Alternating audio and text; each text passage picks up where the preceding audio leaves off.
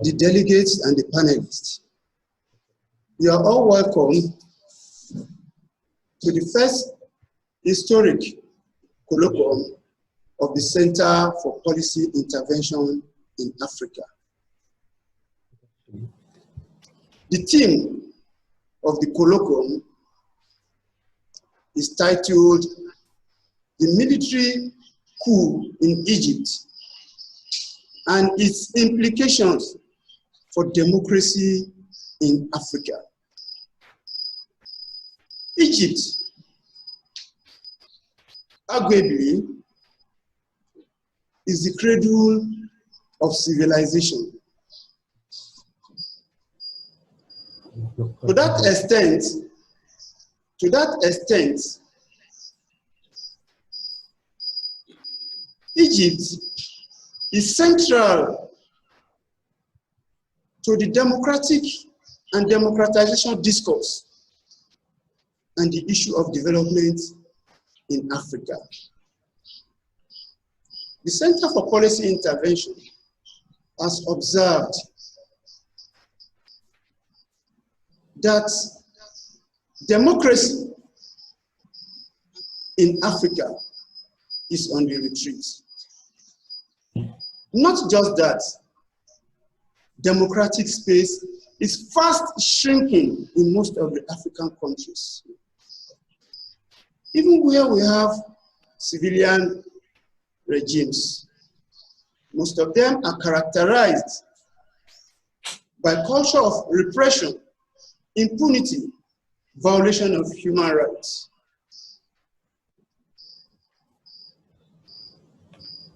To that extent, democratic discourse and the issue of democracy is very, very germane to the survival of Africa as a continent and the generation unborn. We sincerely appreciate the presence of our guest analysts, who are undoubtedly intellectual giants in Africa and in other parts of the world. Our panelists, they are patriots in their various disciplines. We thank them, we appreciate their presence, and we equally appreciate the presence of all the delegates in various African countries, in other parts of the world, in Europe, in Asia. We appreciate the presence of everybody.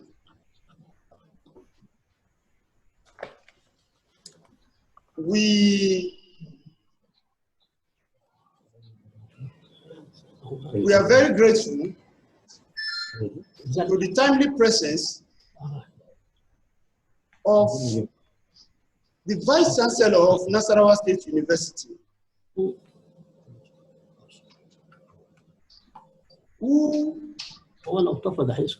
is one of the prestigious public universities in Nigeria, Professor Sulaiman Mohammed. We appreciate your presence. We equally appreciate the presence of a scholar of international repute, Professor Sylvester Odion, a thorough political scientist from Lagos State University, and one of the leading lights in Africa in the popular democratic struggle, especially against the military in Nigeria. We appreciate the presence of a veteran journalist, Mr. Ayito Kema Anku Kumla, a veteran Ghanaian journalist, and a former member of Pan-Africa Council of Ghana. We sincerely appreciate your presence. We appreciate the presence of a reputable scholar from Harvard University, United States of America, Dr. Larry Motayo. You are highly welcome. We appreciate the presence of Mr. Albert Shara,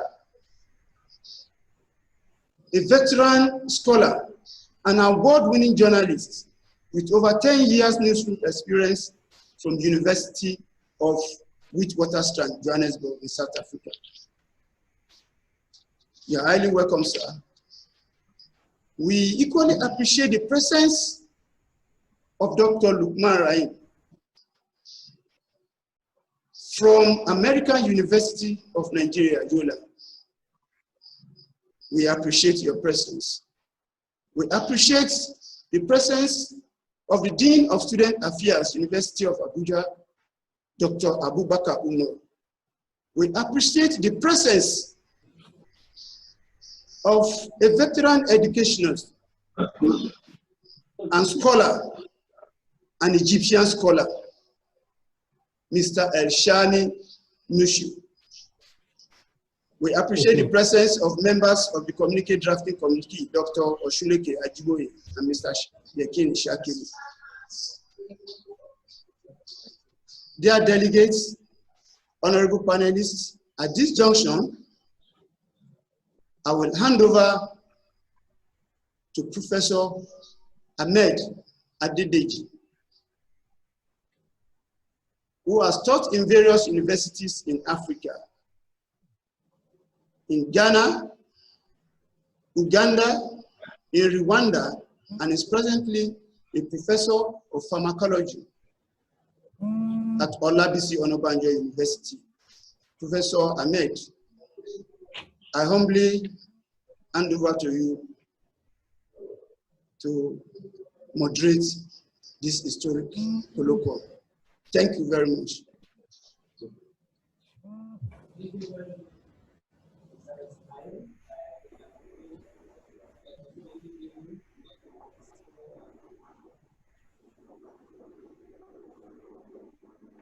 Thank you very much, Mr. Ismail, for the opportunity to moderate this program. I also want to join him to welcome our distinguished guests, speakers, and participants. I take the honor to welcome you once again to this maiden occasion of the colloquium in honor of Muhammad Mursi, the first democratically elected president of Egypt, hosted by General Abdel Fattah al-Sisi. This is the first colloquium of the Center for Policy Intervention in Africa. As a prologue to this colloquium, military coups have interrupted in governance of nations, especially developing nations. In many parts of the world, although military involvement in politics has surged since the Second World War, records have it that over 200 successful military coups have been registered in the last 75 years in 95 countries. Africa, despite persistent struggle against imperialism, still experience historical interference that further complicates democratization process on the continent. And so is the military coup that ousted the first democratically elected president of Egypt, Dr. Muhammad Mursi, to whom this colloquium is dedicated. This truncated democratic process experience, or democratic political experience in Egypt, portends great message for democracy in Africa. In this colloquium, we shall be explaining the military coup in Egypt in June 2012 and its implication for democracy in Africa. Our panelists shall briefly review the coup, identify economic, social, and political crimes that characterize the uprising, the election of the first president, and the re-engineered uprising leading to the coup. shall review the arguments that establish the event as a coup, the evidences with time that showed that this is really a coup, and then it will juxtapose the different form of implications around this coup alongside the policy in different African countries today. They will also identify factors that are predictive of possible coup or coup plots that Africa witnessed over time. They will also be looking at the balance of power and tactical engagement the president or sitting president must exercise to contain agitation of military allies with high desperation who have high desperation to participate in political decision-making process. The cases at hand will be examined by our panelists for policy recommendations, policy changes that are required in nations. They will also be looking at whether this model of governance is appropriate for Africa or not. Should it be parliamentary or presidential? And a host of other activities that will be reviewed during the course. I want to take the opportunity to welcome our guest speakers. Many questions are begging to answer. For example, what will be the future of African youth, who are potential leaders of the continent, with huge under-18 population by 2050?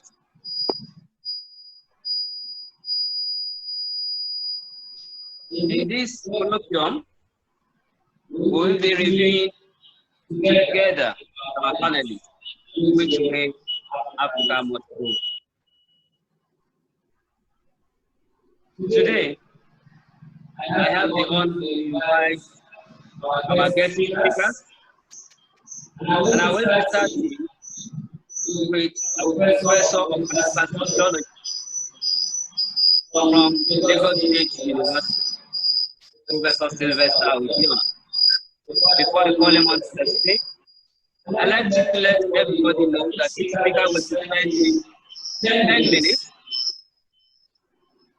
at the first round, and we will have 3 minutes rounding up of them. Participants are requested to please jot their questions. Note them for the time when questions and answers will be. There will be polls that will be shared with us and clips that we will go through together in the course of learning in this discourse. Once again, I welcome you. I would like to hand over to Professor Audion. A professor of political sociology from the Department of Political Science, Lagos State University, Nigeria.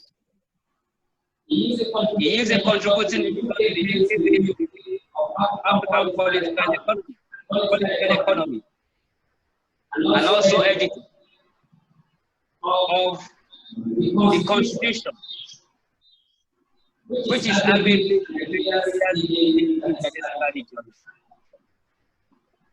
the Professor Audion was the former General Secretary campaign for the presidency in Nigeria during the struggle against the military dictatorship in the 1990s, and the chairman of the Board of Trustees of the Center for Constitutionality and Demilitarization. He is a recipient of the Central Award, and he also very important contributions to African political economy and democracy. He will be discussing on threats to democracy in Africa. Professor Audion, please. I hand over to you to speak. Thank you, Chairman. Thank you, Chair. And greeting to my colleagues and our various participants and listeners. I think it's a very good thing to discuss, military coups in Africa within the context of, the development in Egypt. And of course, the overthrow of Mohamed Mursi by the junta led by General Abdel Fattah al-Sisi. And my focus, because the panelists are many, my focus essentially will be on threats that military coup or military intervention in politics pose, to Africa's development within the broader context of a globalized world. Of course, the literature, we are familiar with the literature, and many reasons have always been given about why military intervene in politics. People talked about ambitious officers. People talked about, military intervening for essentially military reasons, in truncating, democratic governments all over Africa. Some have adduced economic crisis, within society as drivers for military intervention, in politics. Whatever the reasons are, it is important to understand, what I call the causative factors, the fundamental drivers. And in my writing, I've had occasion to point out three main factors. One has to do with what I call the relation of production in Africa. And the second one is the very nature of the post-colonial elites in Africa. And the third one, of course, has to do with external intervention or interference in the affairs of our continent.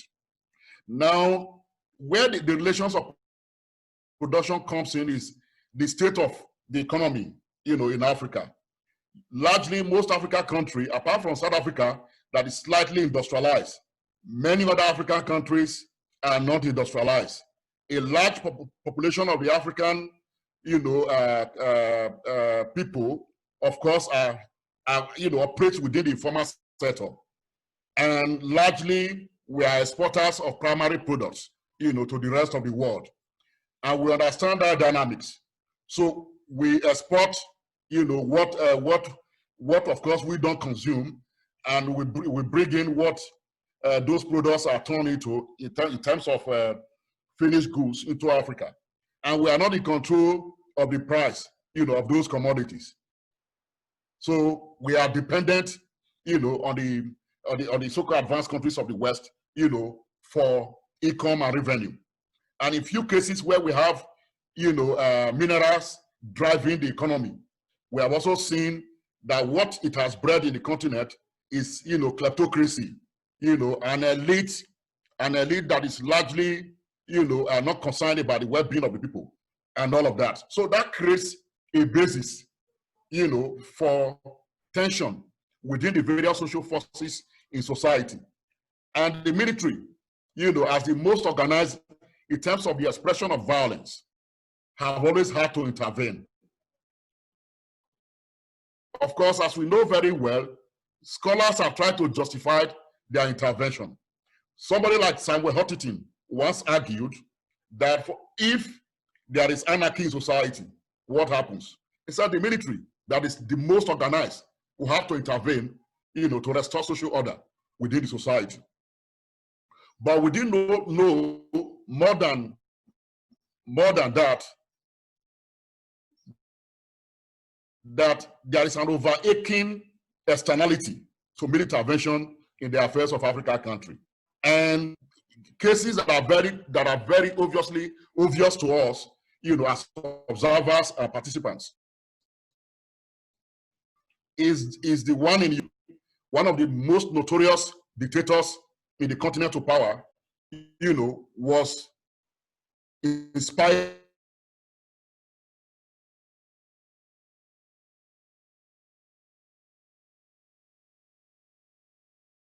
by both the Israelis and, of course, and Britain. Of meeting Obote, of course, came into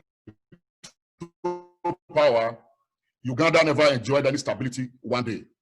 And most recent declassification of the coup in Ghana that removed one of the most progressive African leaders, Kwame Nkrumah, from power, was inspired by CIA. And those documents have been declassified. It's no longer hidden. So it's not a question about the military or the security forces in Ghana being ambitious and want to take over power, And we could see today that much of what Ghana has in foundation was laid by Kwame, Nkrumah, during that period. Now back to Egypt. We saw what happened in 2013. We saw events, spiraling from 2011 up to when Abdel Fattah Assisi intervened in Egypt. But we cannot understand that intervention unless we understand the relationship between the US, the US, Egypt, and Israel. Essentially, what I think that the US did in Egypt was to reset, the Middle East alliance. Because Assisi coming to power with an alliance with Erdogan of Turkey, it was clear that Israel was going to be taught a lesson, in the Middle East. And the US never wanted that. And don't forget that Egypt is the guarantor of Camp David, of the Camp David Accord, of the early 70s. And so Mohamed Mursi, a democratically elected government of Egypt, was ready to exert Egyptian sovereignty. And therefore, the forces in Washington were not comfortable with that. And that was why the coup, became imperative. Don't also forget that the Egyptian army is tied, to US aid. Apart from Israel, I think Egypt receives the biggest, subventions more than any other country aside Israel. And so it is easy, for them to use the top brass of the Egyptian army, to upset the political process. And that was basically what played out, with Mohamed Assisi's, the Americans refused to call it a coup d'etat, even when over 1,000 people were slaughtered in Cairo and other parts of Egypt. So it tells you, the overwhelming interference of external forces, so that coups don't just happen because they have to happen. Coup happens because, interested social forces, people with interest, want it to happen.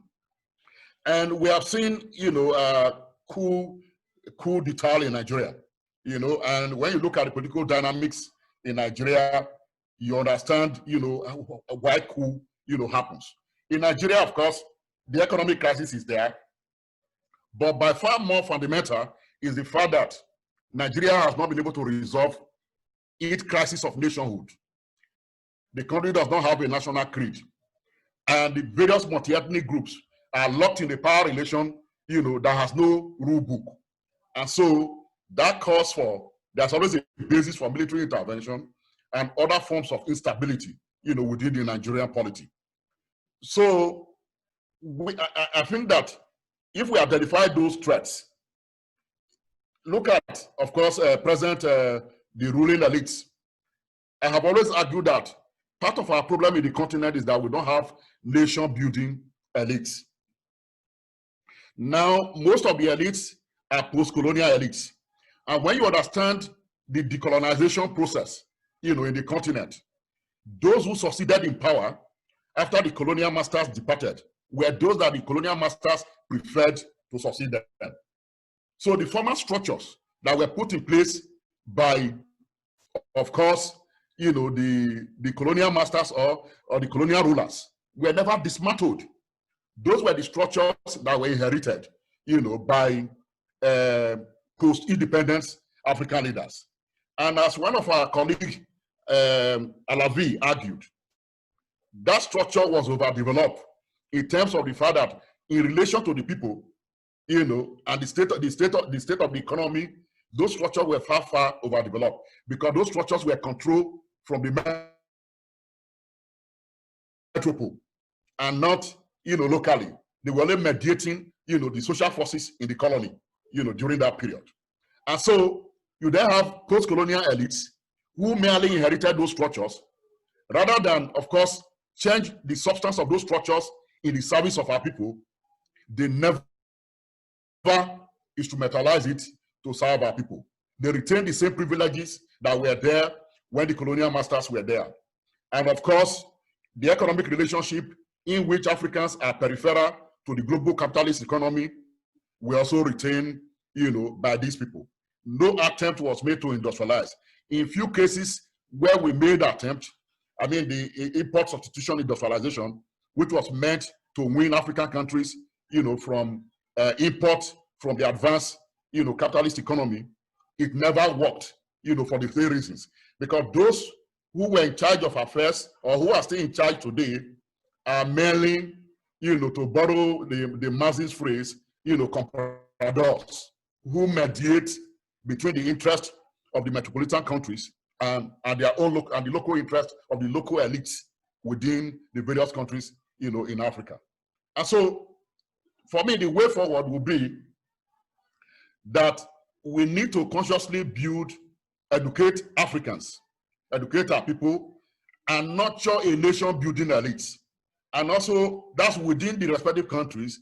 Then, secondly, we need to build what I call a tricontinental solidarity. But maybe first, before we go that, between Africa, Asia, and Latin America, but maybe we need to strengthen even Africa's unity itself. Because if you look at the Pan-Africanist perspective, Africans are not really united. You know, the African north of the Sahara probably don't regard themselves as Africans, while Africans south of the Sahara, you know, see themselves perhaps as indigenous, you know, people of Africa. And so we need to bridge that color gap, you know, and see ourselves, all of us who are within the continent, you know, as having one destiny, vis-a-vis the external forces that confront Africa on a daily basis. I will stop so far.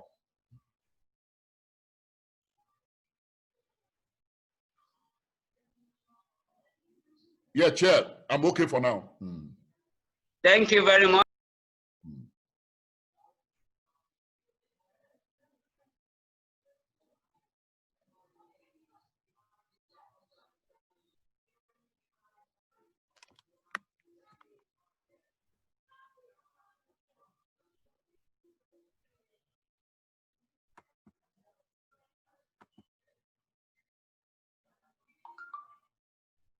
I can't hear you, Chair. I can't hear you. Unmute the stuff. I can't hear you. Thank you, Prof. Okay. Thank you, Prof. Thank you, sir. Yeah, I really thank Professor Odion for this down to detail explanation. And he had, for the benefit of those who had just joined us, described the reflection of the subject matter on African continent, making a touch on our forerunners and the history of governance, and especially mentioning Dr. Nkrumah and the overthrow that he experienced, explaining basis of coup in Egypt and the heritage structures that had sustained it over the period. He had also highlighted the way forward. These are very, very important things in this discourse. I really appreciate it, Professor Odion. Thank you very much. We will quickly move, while you with us, we'll quickly move to the second speaker, who will be taking us through another part of this, and that is Associate Professor Kari Abubakar Muhammad. Associate Professor Kari Abubakar Muhammad is an associate professor from University of Abuja and the Dean of Student Affairs. He is also a political scientist, and he will be explaining to us some details about this coup in Africa and the impact. Professor Kari Abubakar Umar, please, you're welcome.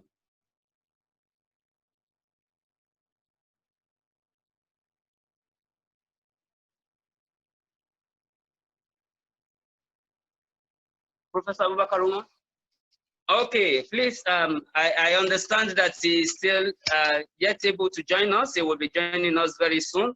May I take the opportunity to invite Mr. Ayitomeka Anka Komla. Mr. Komla is a Ghanaian journalist who had worked in various news media in Ghana and in many parts of Africa, interacting with journalists. He was a broadcaster with Unique FM and a reporter for the New African magazine and the Insights, and amongst others, several other institutes where he had worked. He is a member of Pan-African Council of Ghana, and he has worked with African Union in Darfur, and a member of monitoring team of the first ever Sudan election and referendum. I take the honor to welcome Mr. Ayitomeka Anko Komla. He will be focusing on political, military establishment and democracy. Thank you very much. You're welcome, sir.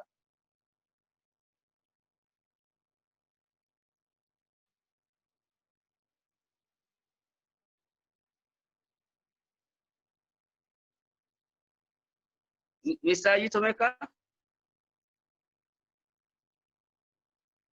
Oh, okay. Thank you very much for the update. Right. There are issues with respect to his joining us. He will soon join us, and I will be coming back to him. Thank you very much. I am clear now that Mr. Albert Sarah, a journalist from Malawi, a distinguished journalist of that matter, is available with us, and he will be taking his discussion right now. Thank you very much. Thank you, Chair. I really appreciate.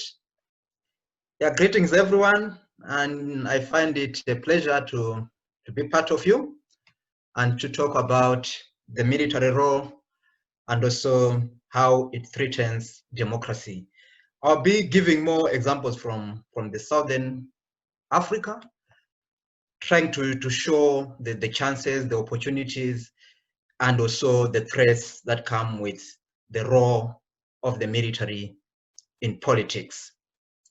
So I need to start by giving what I call like the roots of African cause. So it is something that I think it is man-made.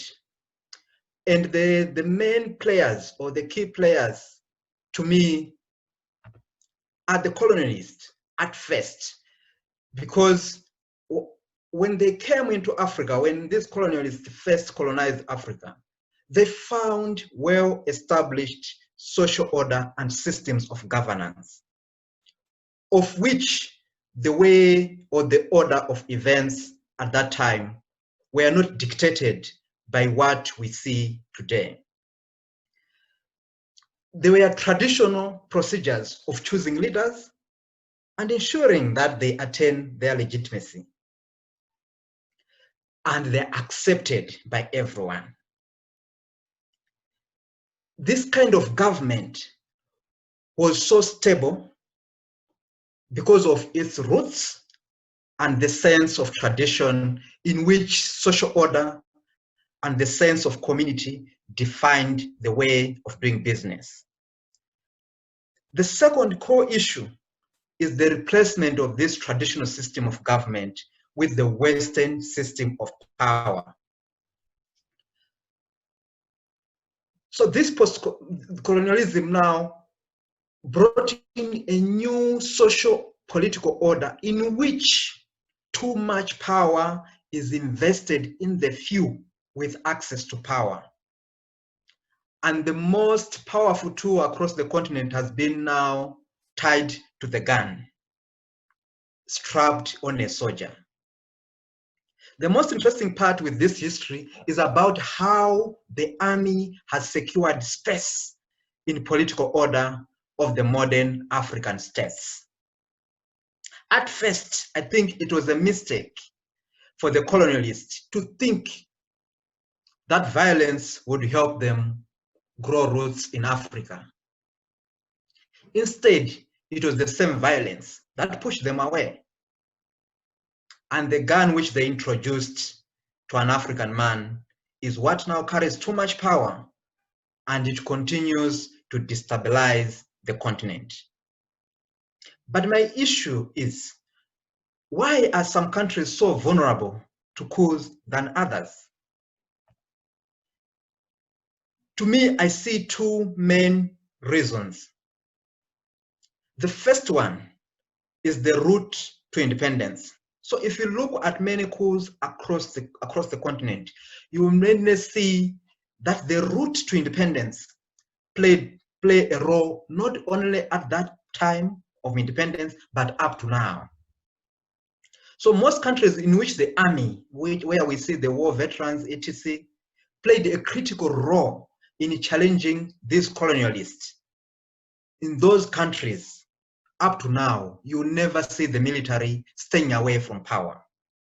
From Southern Africa, I would give you an example of Zimbabwe. The military is so close to the power. And at the moment, even the vice president of the country is one who was the former general of the army. That tells you how much closer is the army to the power. And because of that arrangement, opportunities or chances for a coup remain high.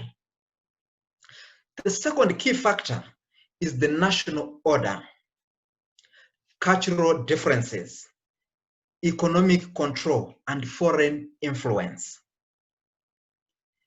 Examples, if you think of Lesotho in Southern Africa, the coup in 2014 originated from efforts to bring back what they called national order, in which South Africa played also a key role in what was happening in the country after an election, and then the president was refusing to accept the defeat. And if you think of the Egypt, the cultural differences from that region, especially from the religion perspective, have also become the key drivers of, and they are even the potential sources of coup in Egypt. But I'll spend more time on foreign influence, especially with cases drawn from Southern Africa. And the most interesting part now, and which I also appreciate from the organizers by including me to be part of it, is that we, the people in the Southern Africa, we mainly learn from North Africa. There is enough evidence that North Africa influences events in Southern Africa. Apart from this coup, we saw how the 2011 Arab Spring inspired the youth in Southern Africa.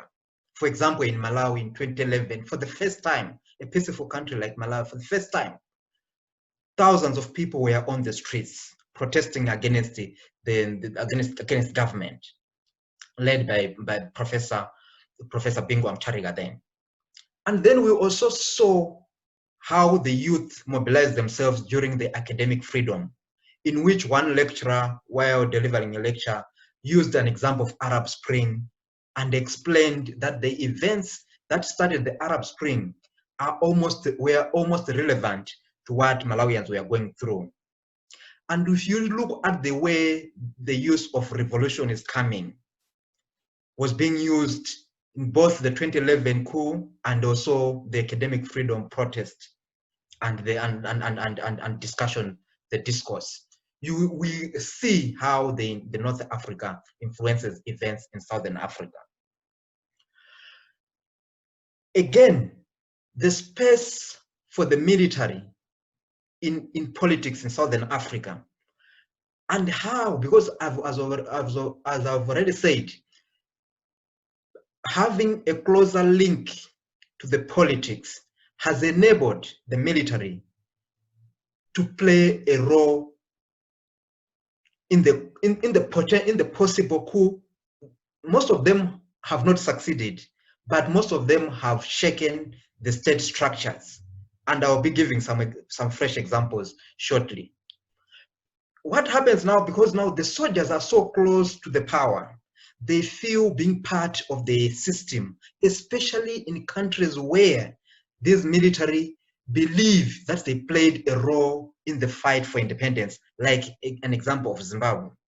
The soldiers stand up by saying, we want to bring discipline.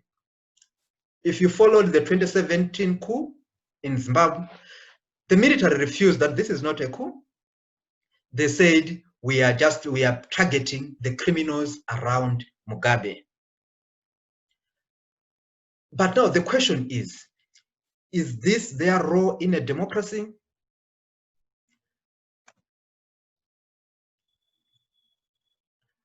If we look now at that and the location of this of the role and the space of the military in each government, what I see is that how the military treats democracy varies by country.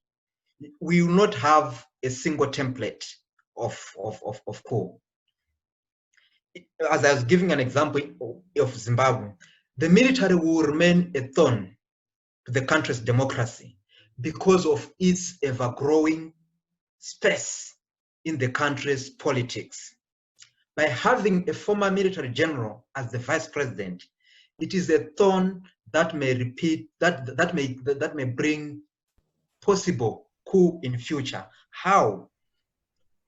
The 2017 coup in Zimbabwe, it came after the former president, Robert Mugabe, had fired his deputy, the current president. And because of the role that the current president played in fighting for independence, is what enabled him to connect with the military and bring them into action to push out Mugabe. So now, what we are seeing now, what we have been hearing, is the falling relationship between the current president, Emmerson Mnangagwa, and his vice president, who is the former military general. The chances are high that if that relationship continues to sour, there will be a point in which the vice president might talk to his colleagues in the barracks to support him against his boss. And now, when we all thought that the 2017 coup was the last in Zimbabwe, just this week, the military was seen in the cities on what is being described as a coup in the port. And citizens were being harassed. And we saw citizens in the streets of Harare and Bulawayo just a week after the National Working Committee on Security, which is a joint operations command, had held a press conference to dismiss that there was a coup in the port. This tells us that the chances for a coup in Zimbabwe are high. And another evidence is that since 2017, when they were pushing out Mugabe, the military has not gone back to the barracks. To many Zimbabweans, this is so serious and dangerous because it threatens their democracy. You cannot stand out and say something that is against the military. You have to support the government if it has got a support from the military. Anyone who will be going against that, it means that the military will be coming in. And as also the first speaker was also said, the means of economies, the control of the power, especially the economic power, is also a thorn in the Zimbabwean economy. We all know that the military in Zimbabwe has got the direct control of the diamonds mines. Until the military is delineated from that control, then we should forget now the chances of coup. But as it is, having the military in government directly controlling a senior position in government, then the chances for a coup remain high.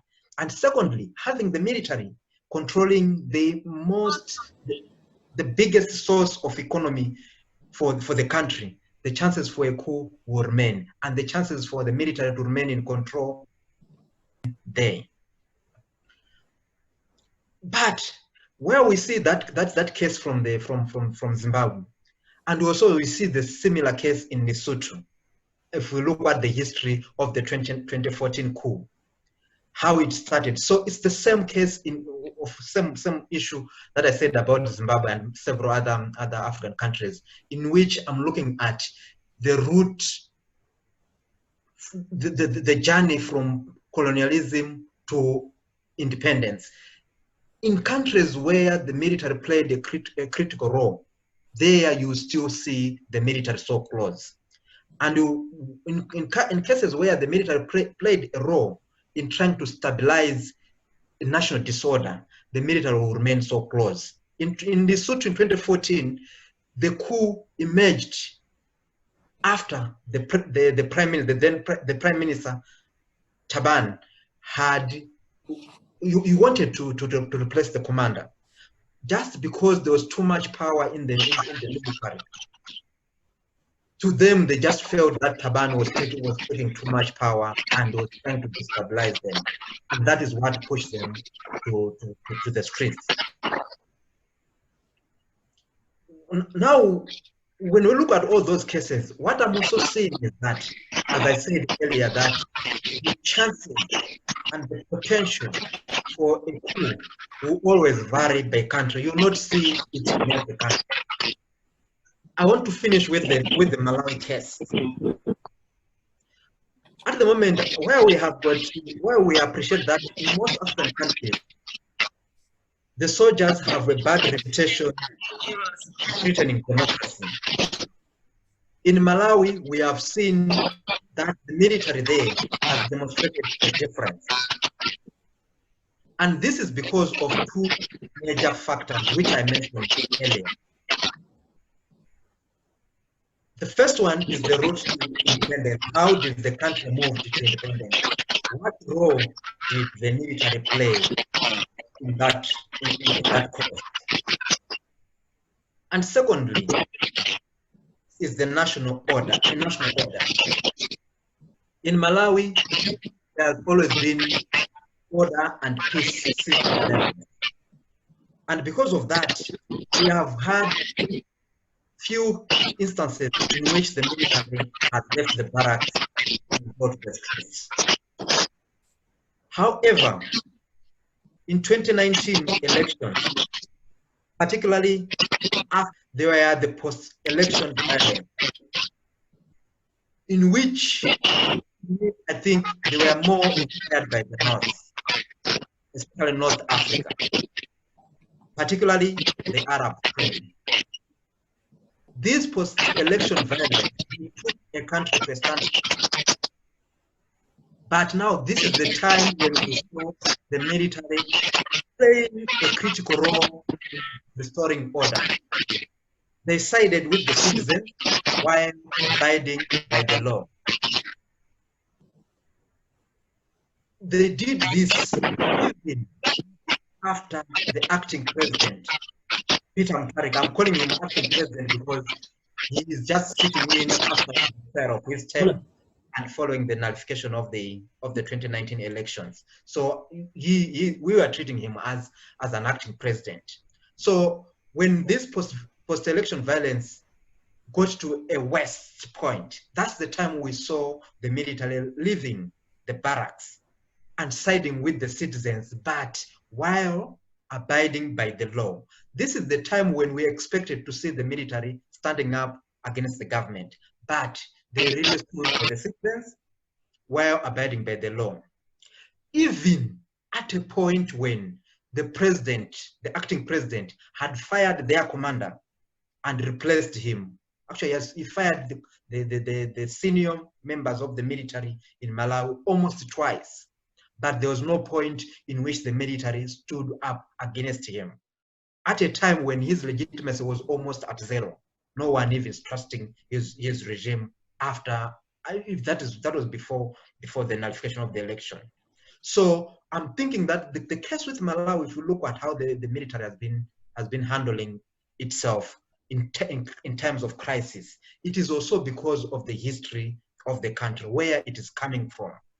That is to say, we should always always remember that the route to independence in most African countries will be the source of the military role in whatever events are happening in a particular country.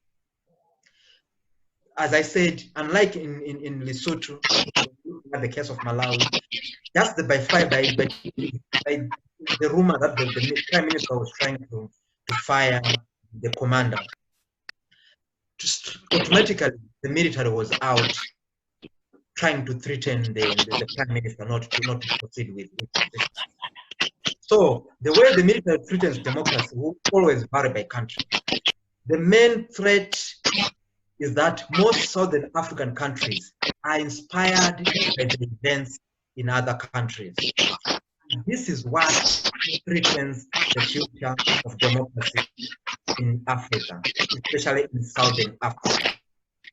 And I would finish by saying that the events that happened in Egypt in 2013, 2014, especially the coup,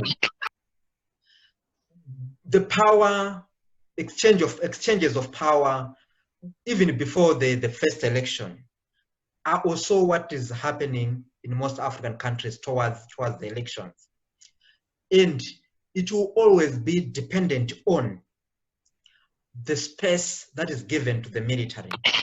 The military will be given more space if the elections results will produce something that will not fall in the hands of the military, then chances of the military standing up will be high. That is the major threat that we should continue to wait for in most African countries, especially here in Southern Africa. I'll stop there.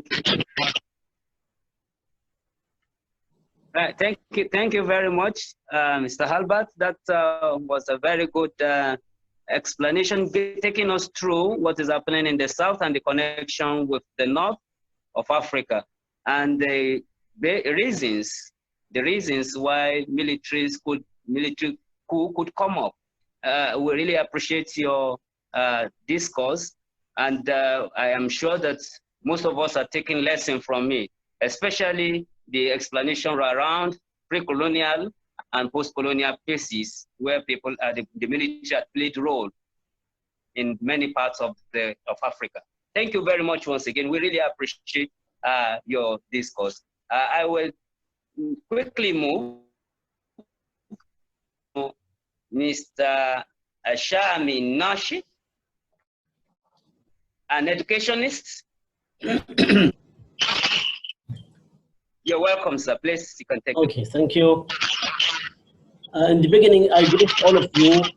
Thank you very much that you put my country in this meeting. In fact, what I want to speak about my country, Egypt, because we are the country military coup happened in it. We still suffering till this moment from the bad fiction, the bitter and the negative result of this military coup. In fact, as one of our professors said, that the matter of Egypt in Africa, America and the Arabian country and Israel and the other country, they put their interest in Egypt because they know that Egypt is not small country, is a center. So anything happen in Egypt can go everywhere because that they don't accept the revolution of Egyptian in 1911, that this revolution after it, in the first time of the history of Egypt, first time we find free election. In all history of Egypt, in modern history of Egypt, the Egyptian in the first time find free election. This free election, the fruit of it, free parliament and the Shura Council, and in the first time, civilian president, Muhammad Mursi, rahimahullah. But they can't accept that our African countries and this big, one of the big country in Africa, it will be free they will start produce their food and their medicine and their weapon by themselves. They will be free independence. America and the enemy of progress and advancement everywhere don't like that. So it was this military coup of Abdel Fattah Sisi. What I want to speak now, I want to give you some of the suffering, of the crisis, of the absence of freedom in Egypt till this moment that I speak with you now.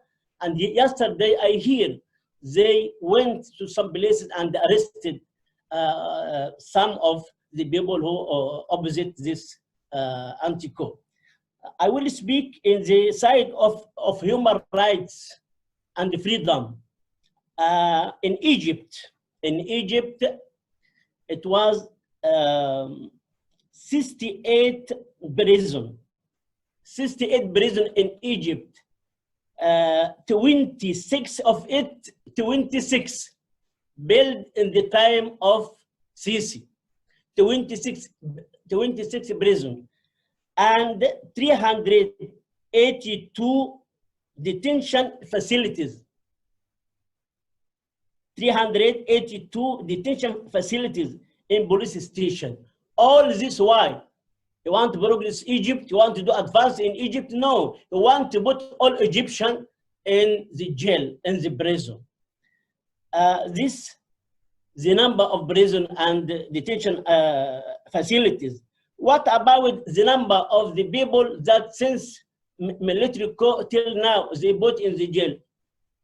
There are many reports said that there are more than 60,000 persons, 60,000 in the prison of Sisi till now. Sisi, when he held the authority by force, by his military coup, he increased the budget of the Ministry of Interior.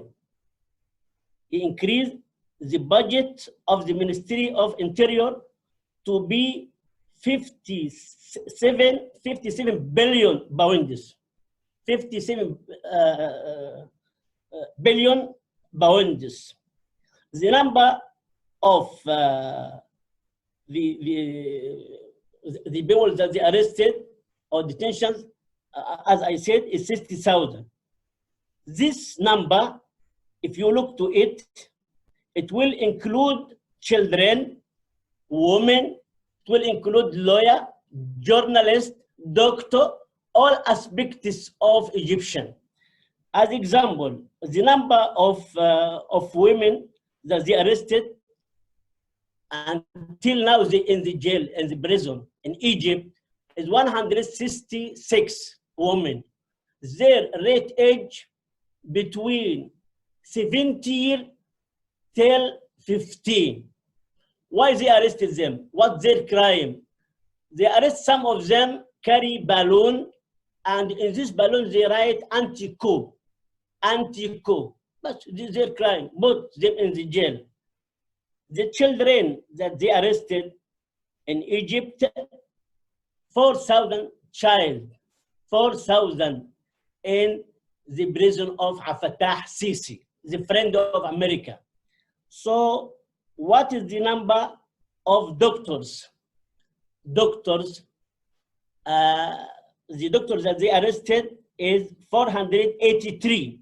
483. These doctors, 2 weeks ago or 3 weeks ago, they wrote message to the authority. Let us go out to participate, to trade with our doctors in the issue of Corona, COVID-19. And after that, let us go back to the prison. They refuse. Sisi and his people refuse. This is the number of doctors. The number of lawyer. You see, in any country, one lawyer go to the court to defend on another person, they will take him also and put him in the jail. In Egypt, more than 400 lawyers in the prison of Abdel Fattah Sisi. Also, the number of enforced hide enforced hide or enforced disappearance. This issue, I did not see it in another country, but in Egypt, under the military coup, what happened? They will kidnap or arrest some and put them in their detention,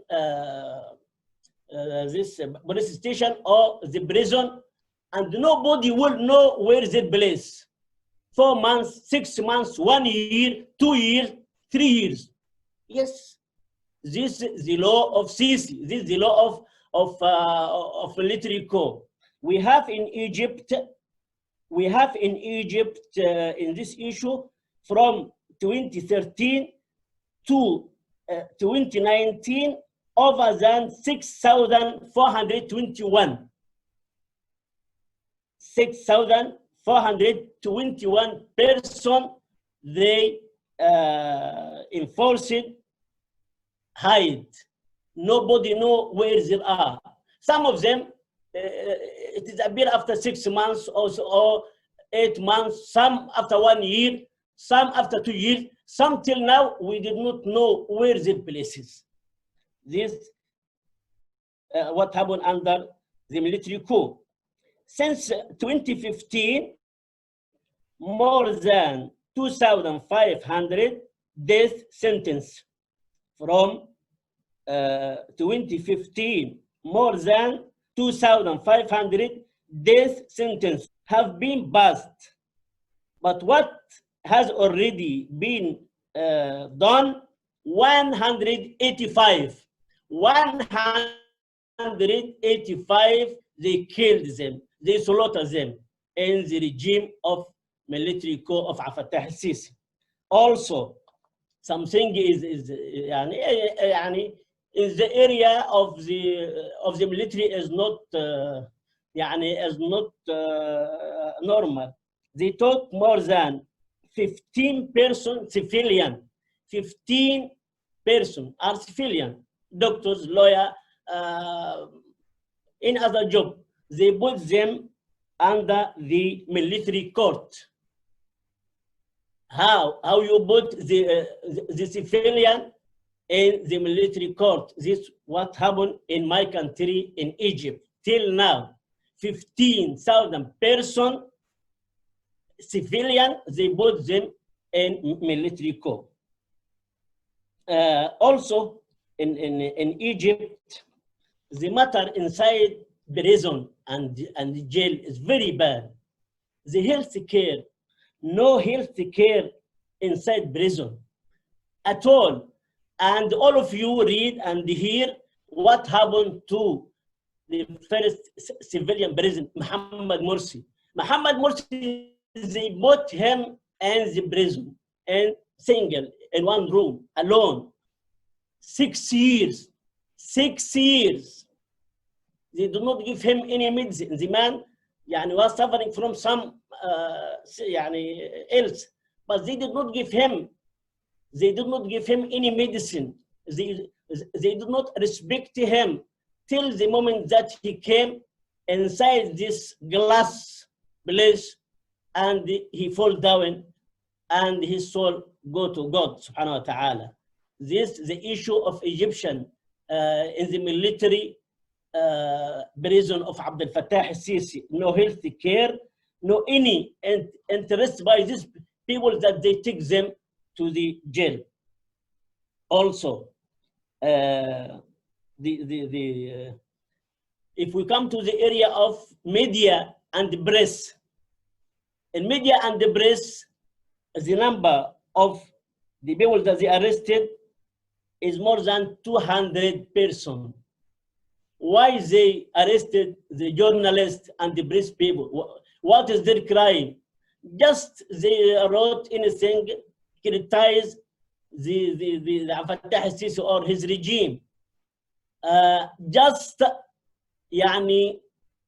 This journalist or pressman is not accept what they do. Also, in the area of media and the press, they closed 465 news websites. they closed 465 news websites. Why they closed it? Just if somebody writes something is not acceptable from Sisi and his people, this in this area. So in fact, in my country, in the issue of the human rights, no human rights, no constitution. Yes, they did the constitution, but even this constitution that they established it, they do not follow anything from it. Also, if you come to the area of Sinai, you know Sinai, the west part of Egypt, beside Palestine, that you call now, what they call now Israel.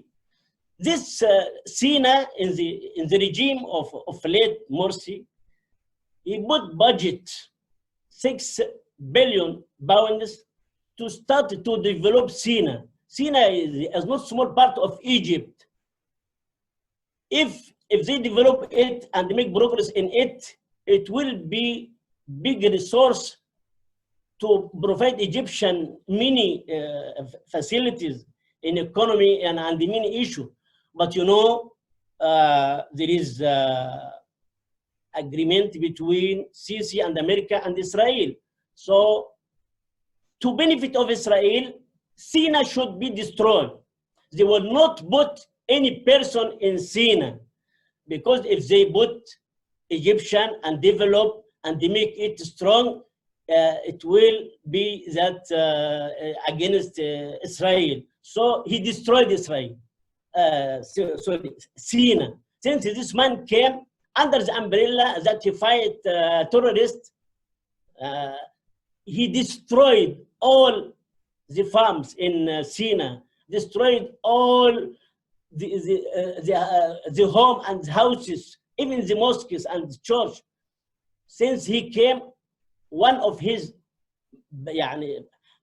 part of his plan to destroy Sinai, and he already succeeded. And now no Sinai. He destroyed all Sinai and they put big fence between Sinai and Gaza. This is the area or the issue of human rights to the Egyptian. Did you see in any country in the world, if you pass by any police station, they will call you, come, give me your mobile. They will take your mobile and see what inside your mobile, what you write, what is the picture that, what is the logo that you put. They arrested many people because they put the picture of late Mursi. They arrested many people because they put the logo of Rab'a. You can imagine, wallahi, this under the military issue in Egypt. In Egypt, we ask Allah subhanahu wa ta'ala, ask God to help the Egyptian. Come to the area of economy. Come to the area of economy is very, very, very bad issue if we read about what happened in this. I will read to you because the matter of Egypt, I can't in 10 minutes explain to you all this issue. Alhamdulillah, there is international organization in economic, in media, in all aspects you can read. But in brief, the total domestic public debt in Egypt rose to 4.108 trillion pounds, is equal to $246 billion in the time of Sisi since 2014 till 2018. This is the domestic debt. What about the external debt? On the same date, Egypt external debt increased to $96.6 billion. So if you see all of this issue is equal 113.3. Hello? Yes. Okay, sir. Thank you very much. Just about The 3 time minutes is to finished. round off. Thank All you right. very much. Thank you. Thank you very much. Thank you. No problem. Thank you very much, sir. That's been a very, very exciting record and very vital information. We really appreciate Thank you. these details. I can see that the narration actually brought us to the current situation in Egypt. At least it had value to this discourse, showing what had happened post the coup, and actually described what I call demographic and symptomatic features of human rights abuses. Yes, yes. That's really going on in the area. Post unconstitutional takeover, this in the academic sector would require a lot of more investigation and exposition so that we can guide African nation further. I really appreciate your comments, sir, and then the explanation. Thank you. Thank you very much. We will quickly move to our Honorable Vice Chancellor, who has patiently been waiting. We know you are very busy, but we really thank you very much for the time allocated for this program. We are happy to have you, Professor Sulaiman Bala Muhammad, the Vice Chancellor, Nasarawa State University. It is time to have you address the participant. Thank you very much, Mr. Chairman, colleagues, the panelists, participants.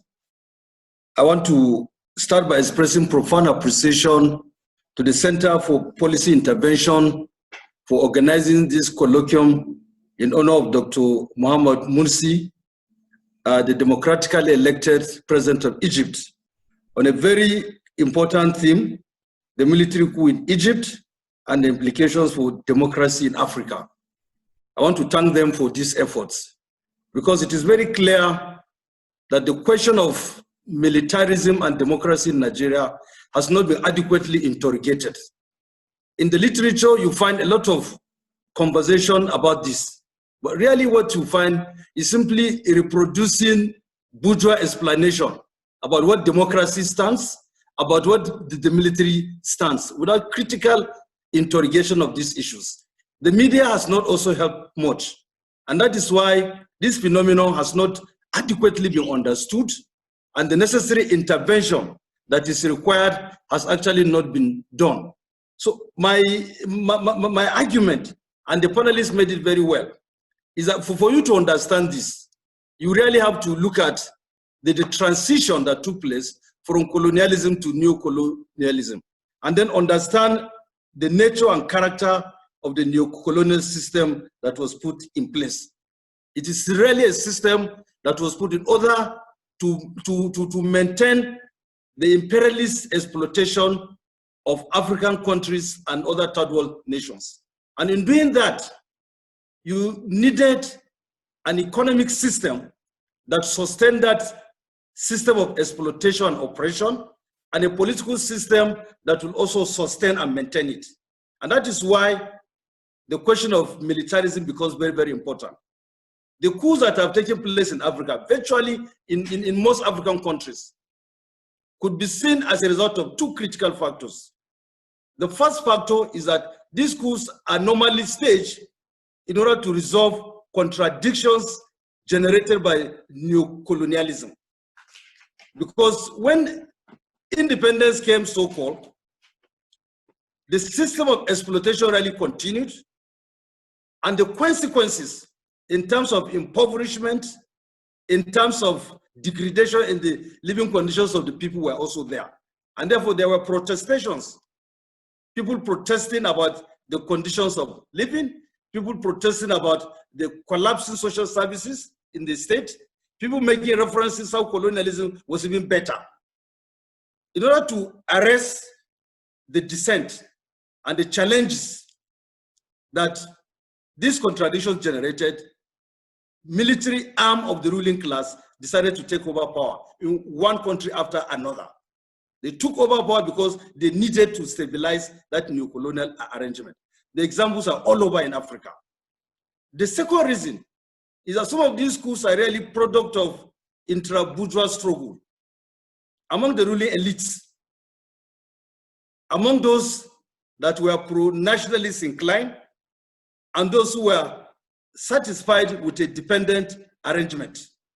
And therefore, when these coups are done, whether it is to resolve contradictions of neocolonialism or intra-bourgeois struggle, the whole idea is to maintain the status quo of neocolonialism.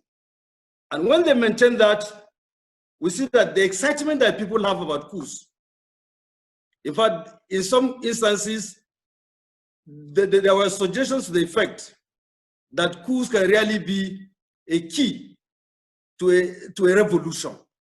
We saw that the excitement with the Abdul Nasser coup in Egypt. We saw that with the Gaddafi coup in Libya. We saw that with the coup by Thomas Sankara. But of course, all of these coups ended up on the side of reaction because they were not really going to be allowed to succeed. And when you talk about democracy, what democracy are you talking about? There has not been adequate interrogation of these issues. And that is why you find that the conception of democracy simply revolves around rights, constitutionalism, rule of law, free and fair elections. And then also to try and engage that in the context of Western democracy, as if we are simply copying. And that is why we believe that even social science has not done enough. And that was why Claude Eki really simply came up with a piece, Social Science as Imperialism.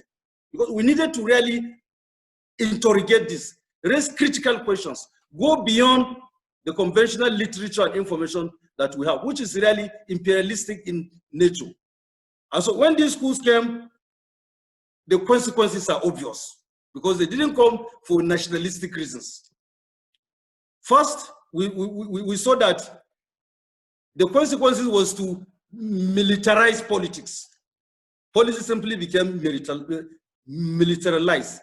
Violence took center stage. And of course, the consequences has been the kind of violent groups that have emerged in different parts of Africa, whether it is ethnic, whether it is religious, that have really emerged in the context of this militarization. But the other consequences has to do with the politicization of the military itself. The military became politicized. You find officers really being more concerned about political persons than military persons. Professionalism was thrown overboard. And these soldiers were simply concerned with taking over power and then assuming positions in government rather than military positions.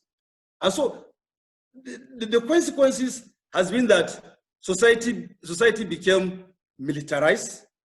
The soldiers also became politicized. And in the context of all this, even when you have the democratic rule as it were, in practice, it is only civilian rule. Because as the last speaker has explained, in the case of Egypt, we have seen that with the so-called democracy, there has been serial violation of human rights. There has been impunity. There has been lack of rule of law.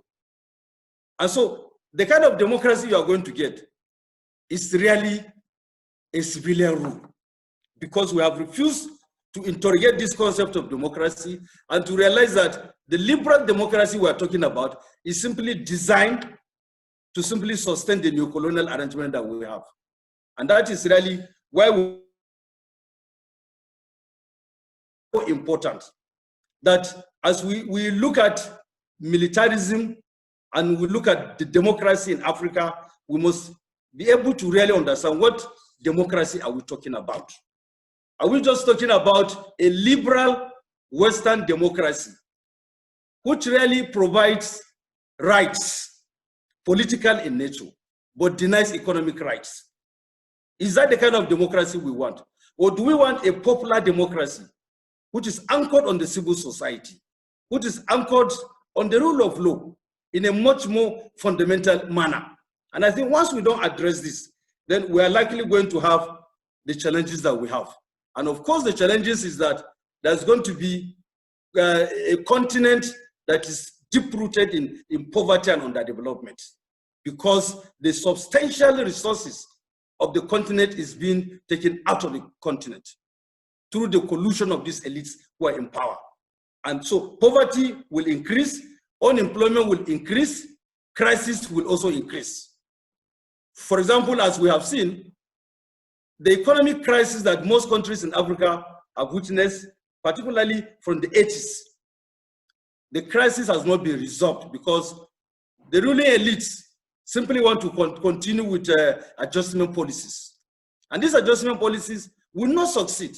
And that is why the crisis has abated.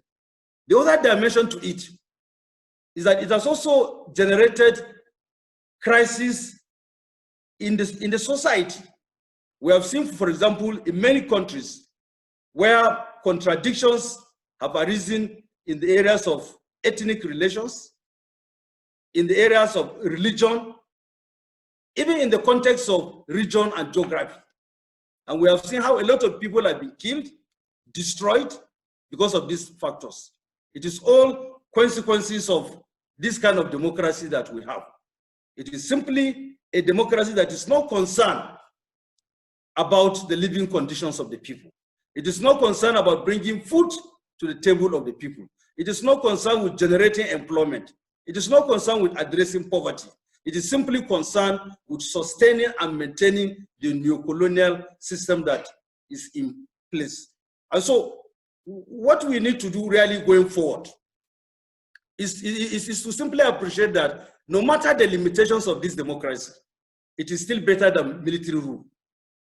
And therefore, what is required is proper engagement so that we can expand the democratic space, so that we can ensure that civil society groups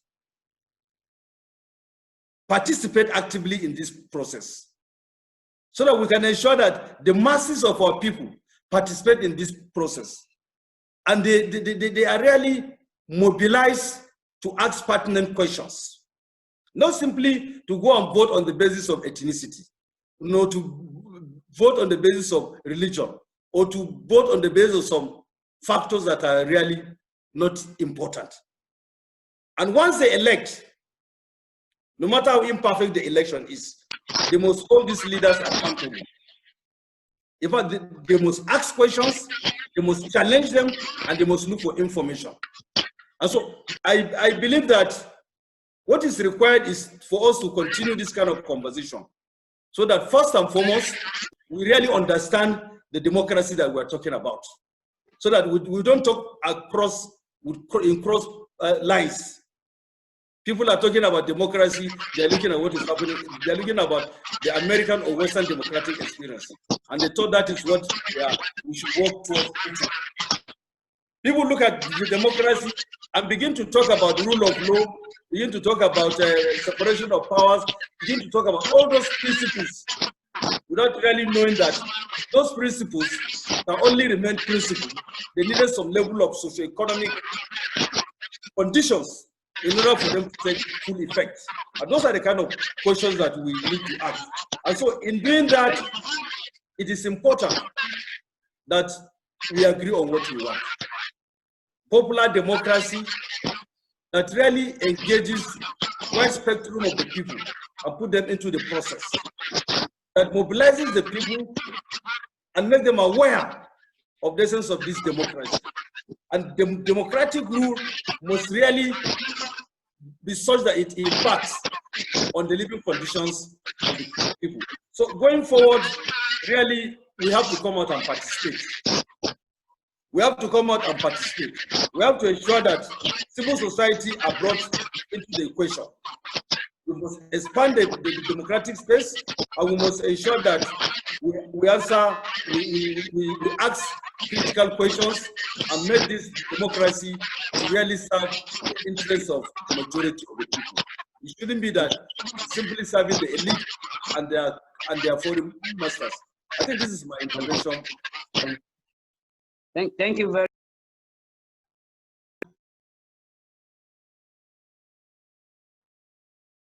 What should put it?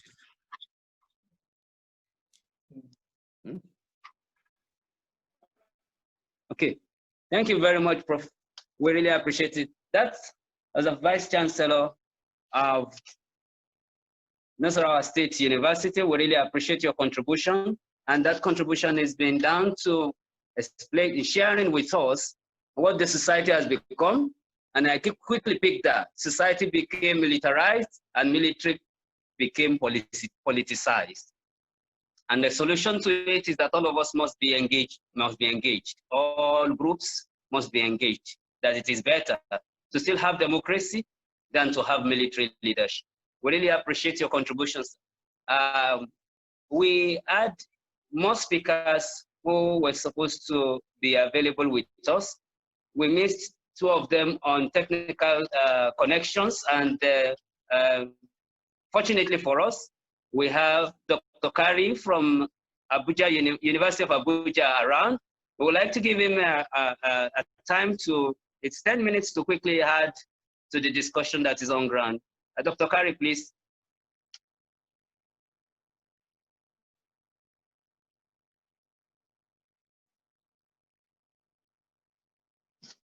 Hello? Right. I think the connection is still persisting. I can't hear him. At the moment.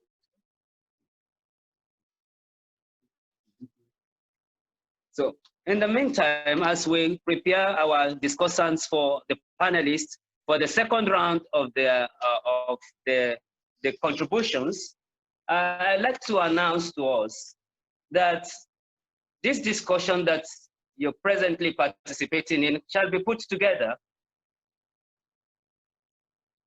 as a document.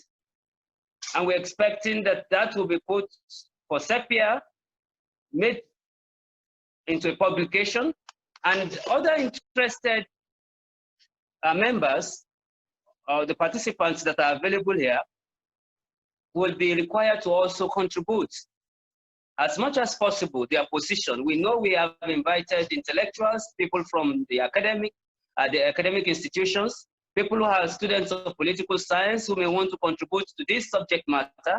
You are free, please, to send in, and we'll be making the first publication by August this year, 2020.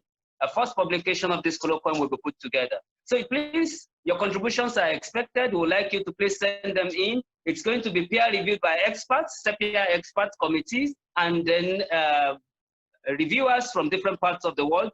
And that will make an academic, an intellectual contribution of SEPIA to this discourse. To mark this day as a day that we are exploring what democracy, what military coup had done to democracy and the way forward for Africa.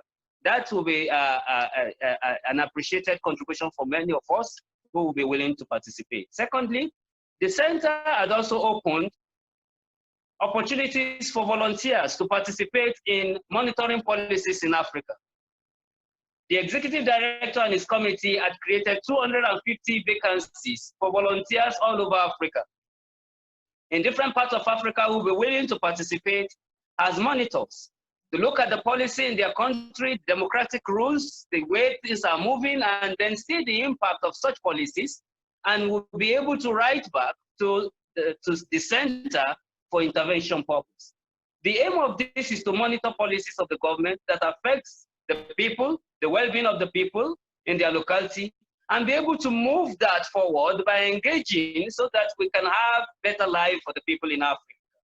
In addition, that will impact on the development. We intend to have at the center people from Rabat making in contributions, people from as far as Uganda, Rwanda, Juba in Sudan, Southern Sudan, people who are in Lesotho, to also make contributions. This center is opening up so that it can receive areas of policy intervention that are required. And the experts all over Africa will be brought on board to engage. We really would appreciate volunteers to send their applications to info@sepia.org. You are welcome. .Africa, Sepia, info@sepia.africa. You're welcome, please. That will be appreciated. Yeah. Sorry, please. I just found that one of our discussants is available online, and that is Dr. Lanre Omotayo. Please, we would like to give you 10 minutes quickly. Dr. Lanre Omotayo, please. Oh, sorry. Okay. He is yet to hook onto the line. Then Dr. Lukman Abdurrahim, please, can you take your 10 minutes, please, for your contribution? Thank you very much. Okay, thank you for having me on this particular program.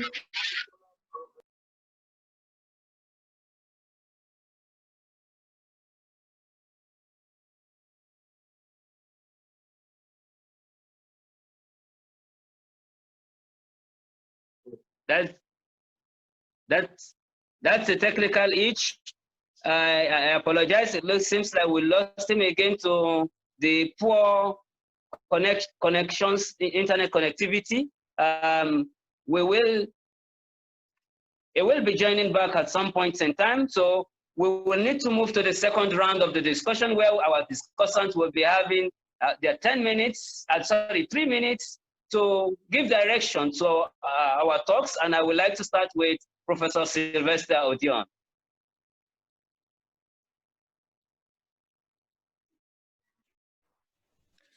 Thank you, Chairman. My colleagues have touched, various aspects. I was very interested in Professor Suleiman's attempt to problematize the meaning of democracy. And I think that when we talk about democracy, we really know what we mean in this part of the world. We are not talking about former structures of liberal democracy copied in Europe. We are looking at, that system that can empower our people, ensure their access, and participation in decision making in ways that can improve, their social well-being. But having said that, there is need to, differentiate between types of military coups, because my friend from South Africa, Albert, raised the issue about, the process of, decolonization, the route to independence by various African countries. We must understand that in the case of Zimbabwe, Zimbabwe military was one of a liberation army. And when you have a liberation army, the combatants who inherit power, are bound to play, political role in the process. The extent with which that role is played in ways that are beneficial to the society, and restructuring the entire colonial edifice that they inherited, is what we should, of course, problematize at the end of the day. And so that is one way to understand the Zimbabwe coup. That even when Robert Mugabe was being removed from power, even when he was being removed from power, they were still saluting him as the commander-in-chief.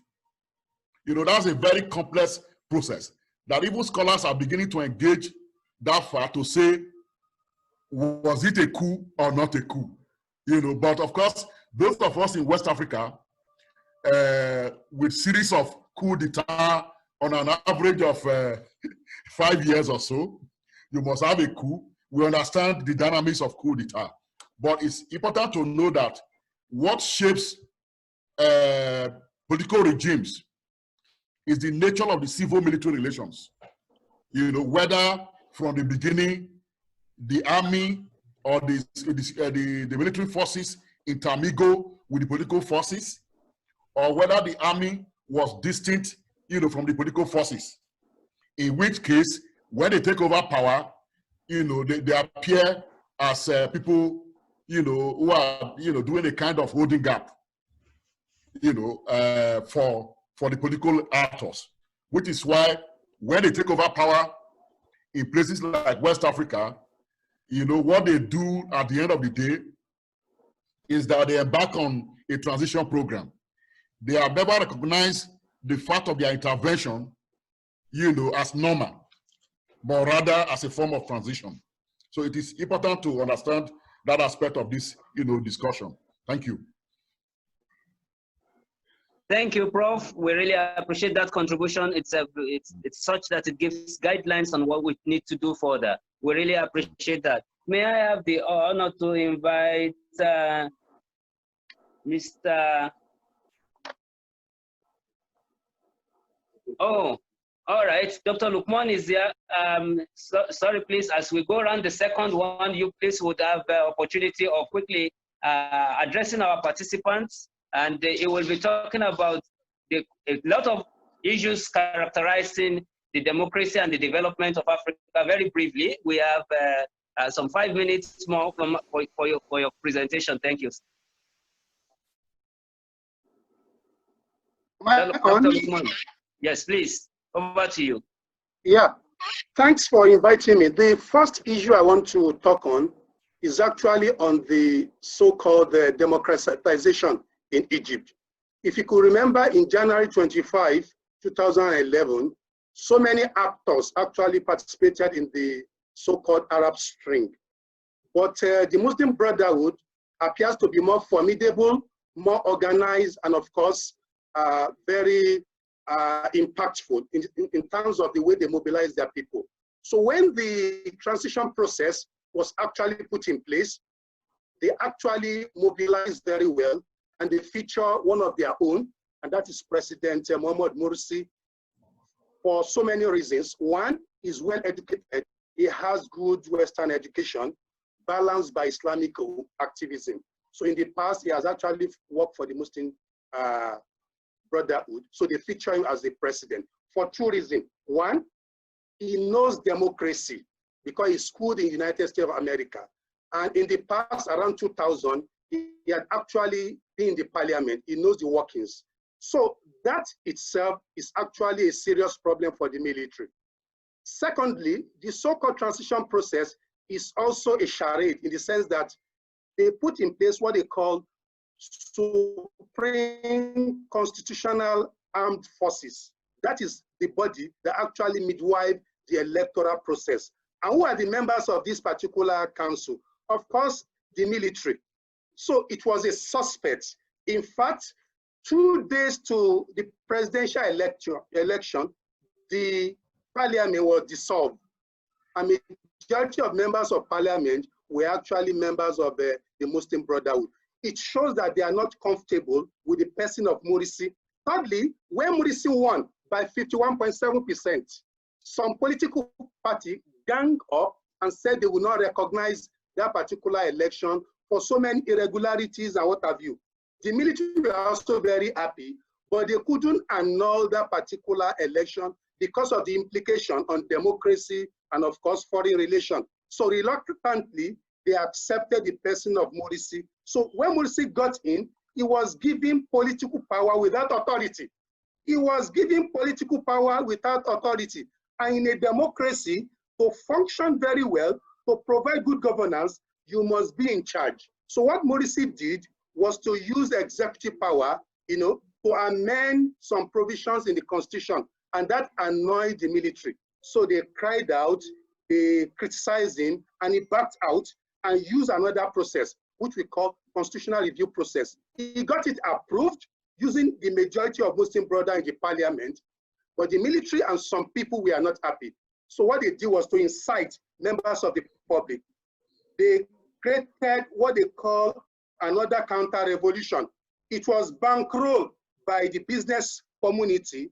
The propaganda was showcased to the world by the, the biased government control media. And of course, they used some compromised civil society to actually carry out that particular process.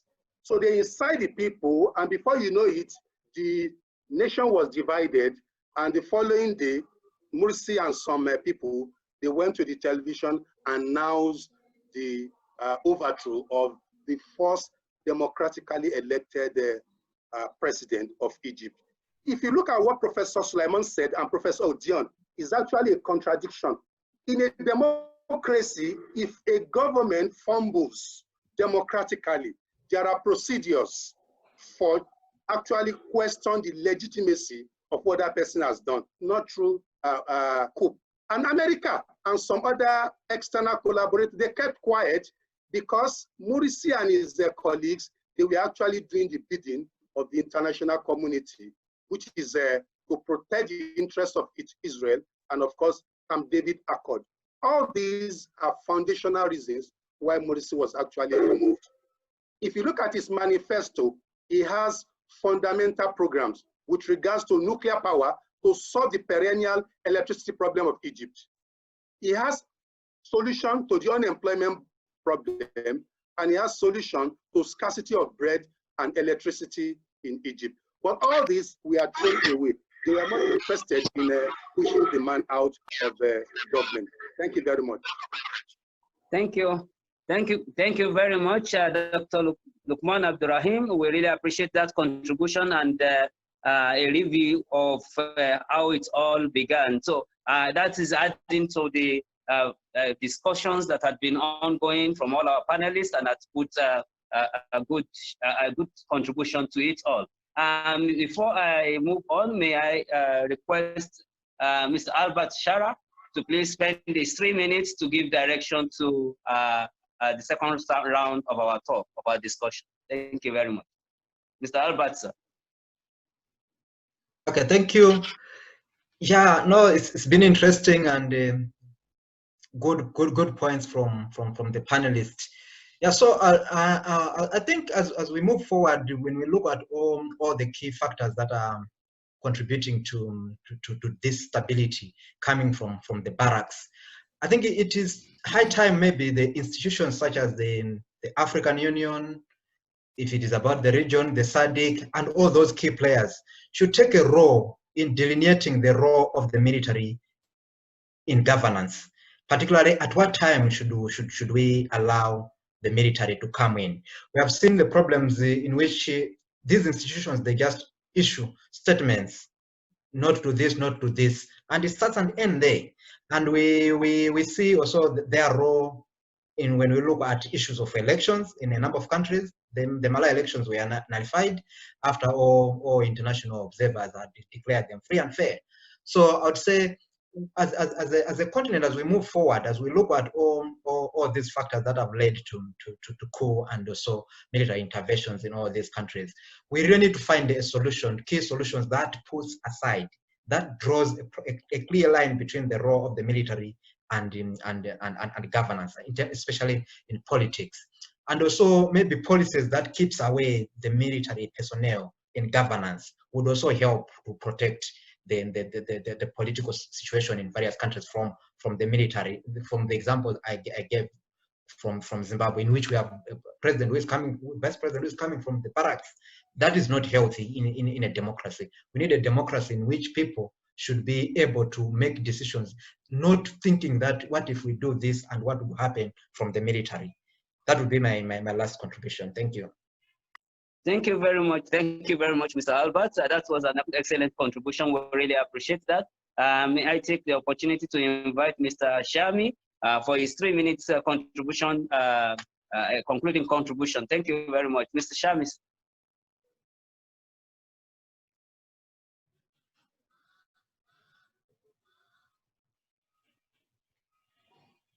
I think we're yet to have him. I learned from information around there that Dr. Lanre Omotayo is available, but unfortunately I'm not been able to. Hello, Dr. Lanre Omotayo, are you there? Hello? Okay. All right. So may I have the opportunity to move forward, because it looks like Mr. Shami is yet to reconnect back. Professor Sulaiman Muhammad, the Vice Chancellor, please. It's the time to have your 3 minutes contribution, sir. Thank you very much.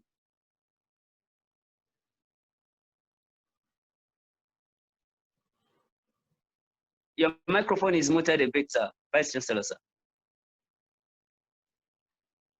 Yeah, thank you very much. I want to thank the panelists for the insights that they have provided.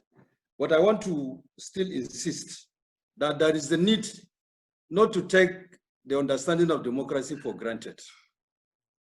It is very, very important.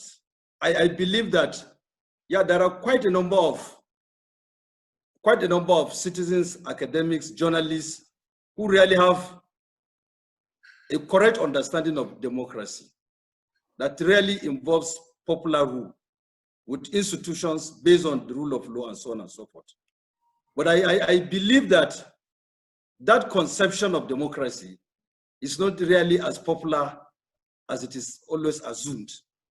And that is why it is important not to take that for granted and to ensure that we really ensure that people understand democracy for what it is, not really copying what we have in the West, or not really just basing on formal constitutional democracy that really has no substance or content in terms of improving the living conditions of the people. This is one area that I think that we have to really get it right.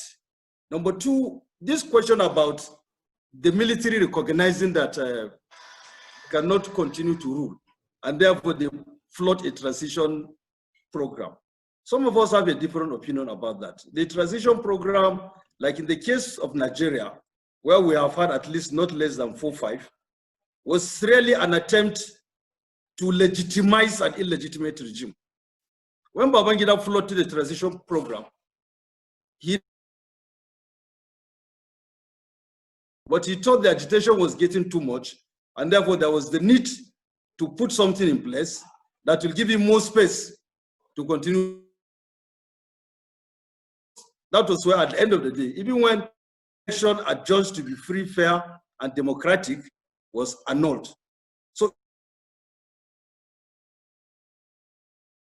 number 3, I believe that the way forward for us is to ensure that there is good mobilization of the citizens. In fact, mobilization which makes the citizens appreciate that they must be part of the democratic process. And that even when elections are held, no matter how imperfect the elections, they should be able to ask questions, they should be able to demand accountability, and they should be able to ask questions and get answers. I think it is important. The moment majority of the people are part of the project, then we are now in a position to ask questions and to change the course of the democracy, even if the elites do not want to do that.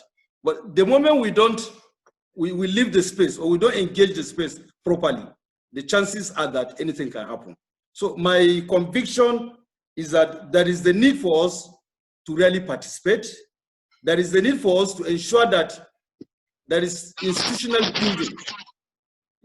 building that really makes electoral bodies live up to their responsibilities, institutional building that makes the parliament also live up to their responsibilities, institutional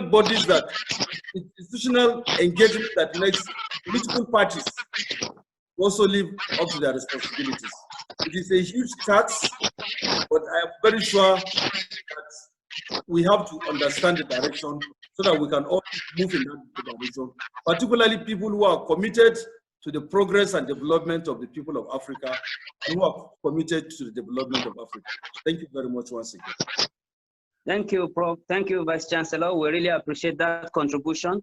We will be moving to a situation in which the participants will interact a bit with our panelists for a few minutes. However, before then, we would like you to just have a quick look at this clip.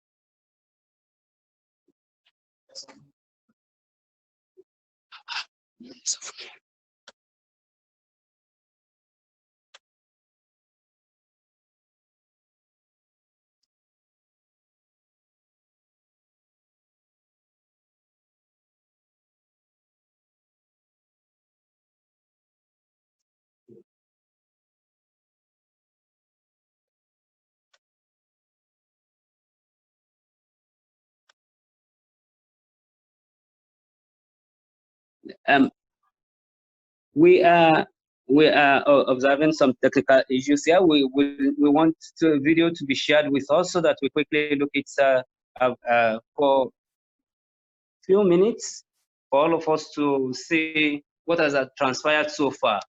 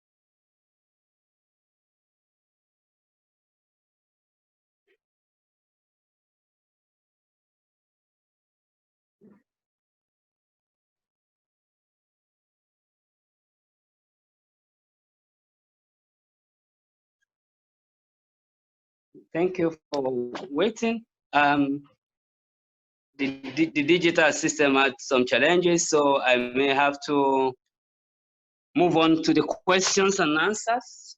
However, before then, we would like you to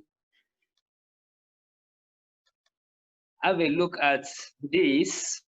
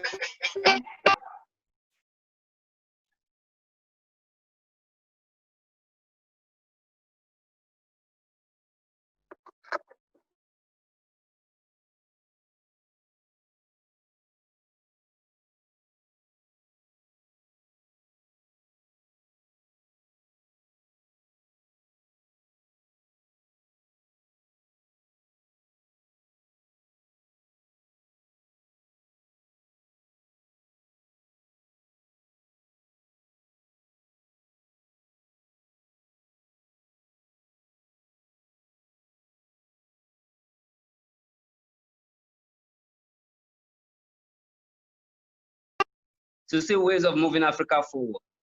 These are the events that had happened over the period, and we could see the periods where restatements were done, the period of the challenges. This document is from Transparency International, Defense and Security Information. It's important for us to have opportunity of going through this and look at it in perspective of what is likely to be happening in more nations. There are questions that had bothered our mind also at the center during the period of discussion with the executive director. He had a concern that what will happen to the youth by 2050, what will happen to governance in Africa by 2050. This is open to so many of us to really critically have a look at and start to engage, just like our Vice Chancellor mentioned. So it's other participants. It's important for us to look at it. How do we engage? By 2050, the number of the population of children less than 18 years of age that will be in Africa will be over 1 billion. At that time, what kind of governance shall they be experiencing? What kind of democracy do we want to live for them? Do we want parliamentary? Do we want non-parliamentary? Do we want one that is African? Like my brother said, Mr. Albert, before colonialism, Africa was governing itself. So we should be looking into the future and see what can we do. Some important references that are also shared with us are the references which I'm sure our scholars in the house must have gone through, but our participants may have opportunity of looking at some of these documents and have time to go through them and see what's the direction that we should be facing as African nations, as African countries. This is from Jonathan Powell, an assessment of the democratic code theory, democratic trajectories in Africa, reviewing 1952 to the period of 2012. In his review, he actually brought this up between 1960 and 2012. You could see the frequency of coup that happened in Africa, and those that were successful, those that were not successful. We also have a document from Grewal and Quresh, how to sell a coup. So you can understand what our discussants have been saying since about the transition, the democratization of Egypt that really occurred, election as a coup legitimation.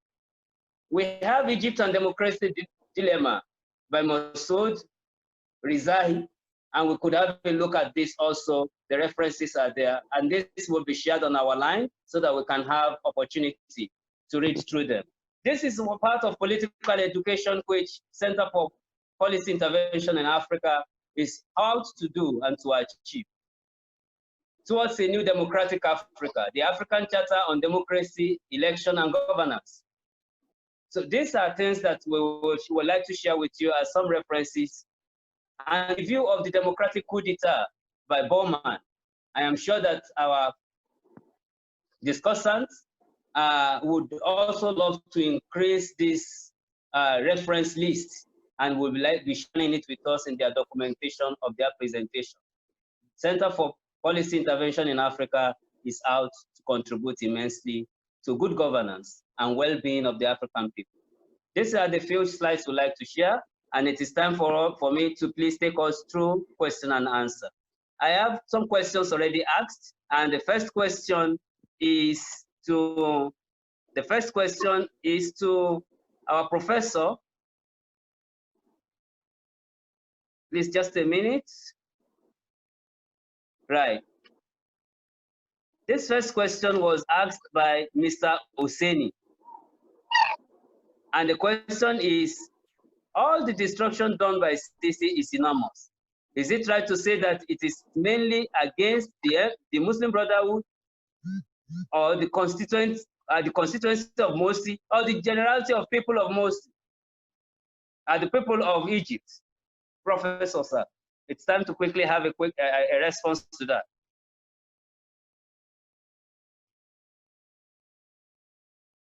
Yes. There's a question for me. Yes, sir. Yes, sir. Yes, sir. Okay. Well, I think that we have established that the military acted in its own interest.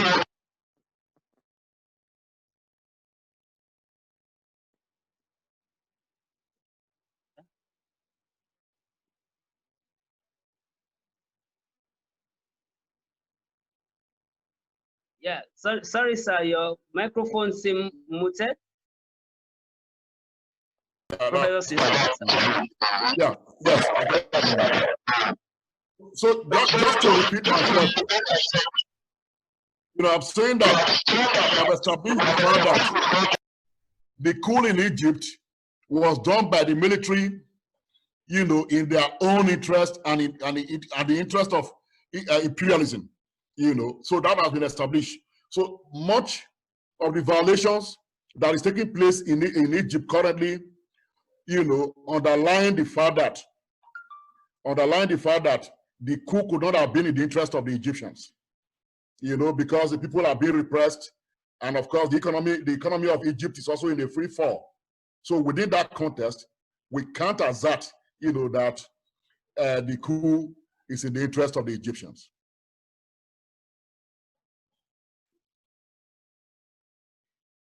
Thank you very much, sir. There is a quick question before you go, which was also addressed. So before I move on, is the African Union doing enough to discourage coups in the continent? Its recognition of Sisi in Egypt, despite the fact that he came in through a coup and also killed and jailed thousands of people to perpetuate himself in power. What should be African Union's position if they are not doing enough at the moment?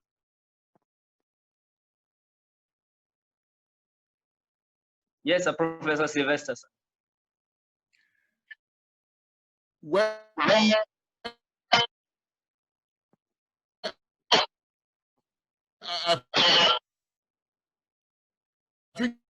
think that the question is quite dodgy because most Africa today, majority of them came to further legitimize two elections. So raised up as an election, they became part of the family again.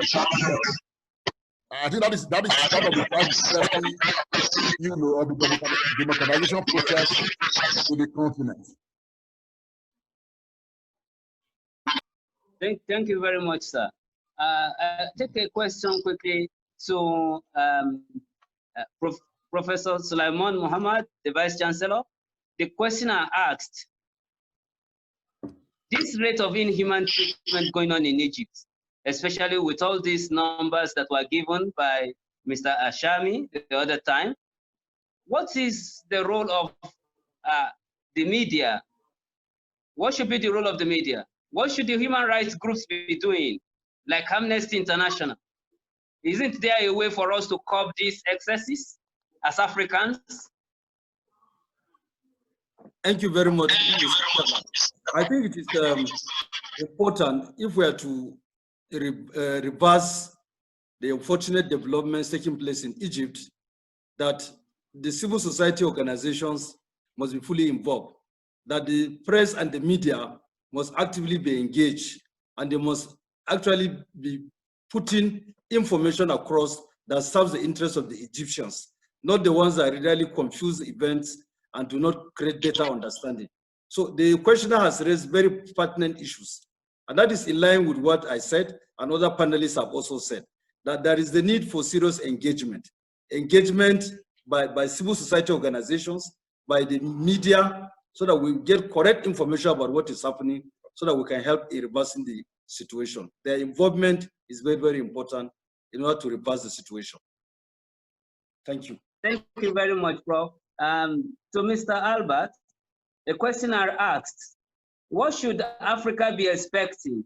Should Africa be expecting more violence as we move on, or non-violent revolutionary movements like it was in Sudan, mixed up with military coup, sort of?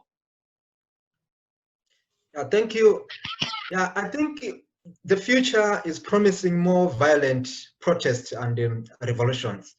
I'm saying this because of the population. The predictions on population by 2050 will be too high, and actually this will pose a serious problem to governance.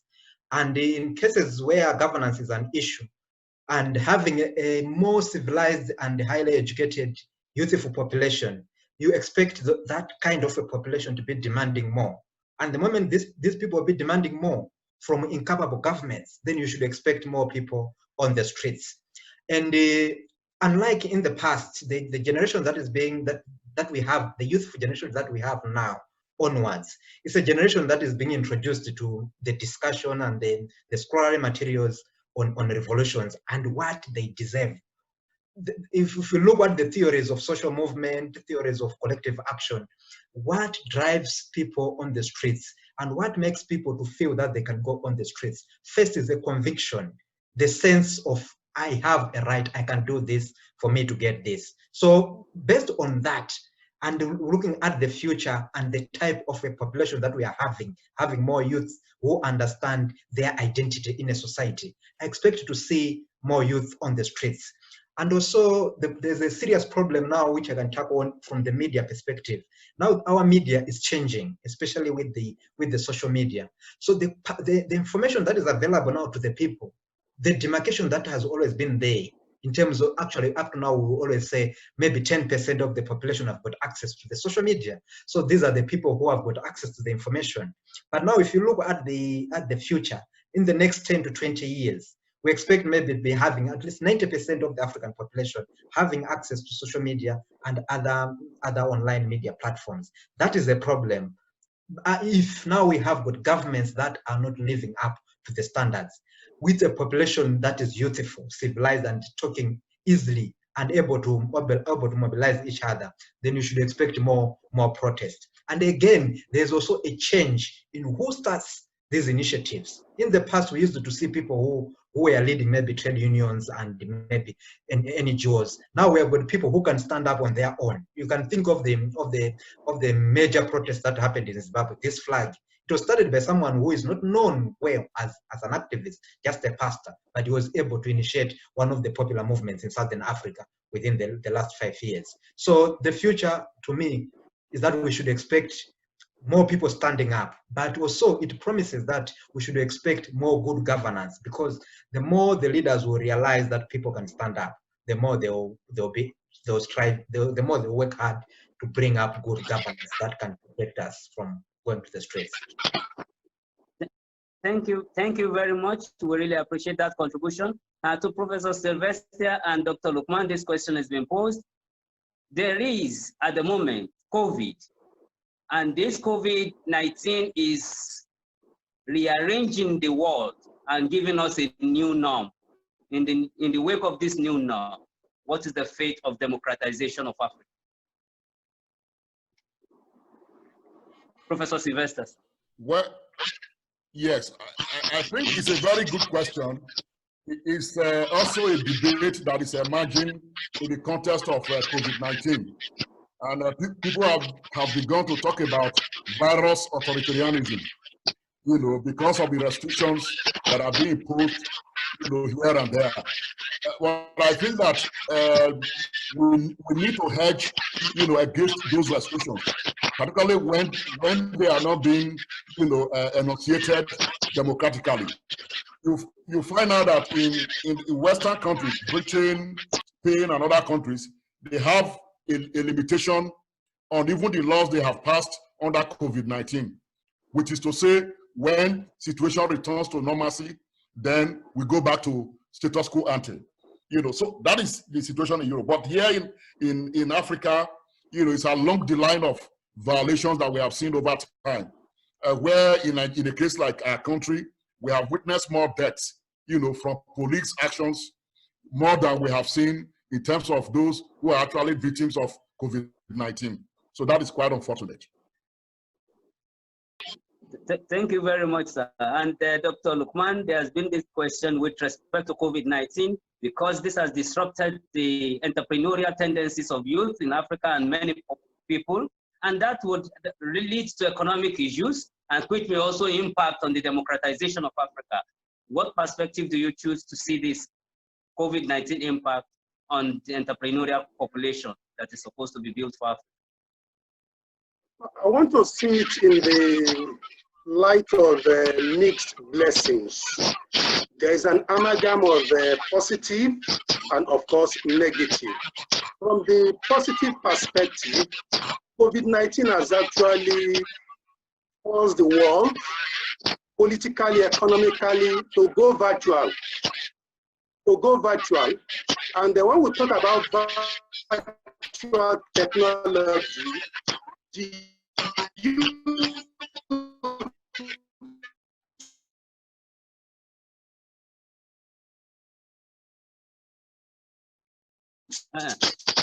of course, they are an advantage. So democratically and economically, for instance, in the realm of economics, on the social media platforms, they're able to set up good businesses.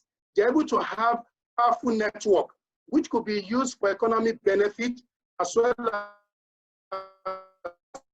political mobilization in the future.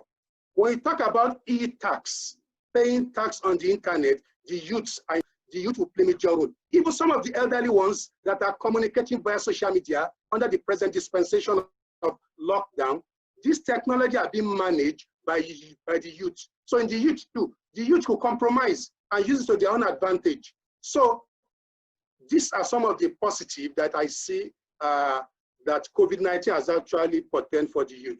The negative, on the other hand, where the population lack access to telecommunication, especially in developing countries, some of the beautiful pictures are painted may not actually come to the daylight. So it's a mixture of positive and negative. In the case of Egypt, Arab Spring, they use social media to their advantage. The only problem they had was that they were polarized by the powers that be. They mortgaged that particular process, and the rest was history. So these are some of the things that I feel COVID will do for us in future. Thank you. Before we close this, Professor, the Vice Chancellor, please. Can I still see him around? There is a question here, which will be almost the last question before we go for a closure. It reads, Article 310 of the 2007 African Charter on Democracy, Election and Governance calls for the condemnation and total rejection of unconstitutional changes of government. Why is it difficult for the African Union to uphold this charter and apply it to all countries and not selected countries? I hope the Vice Chancellor is still online, but if not, we have to put this to Professor Sylvester Odion.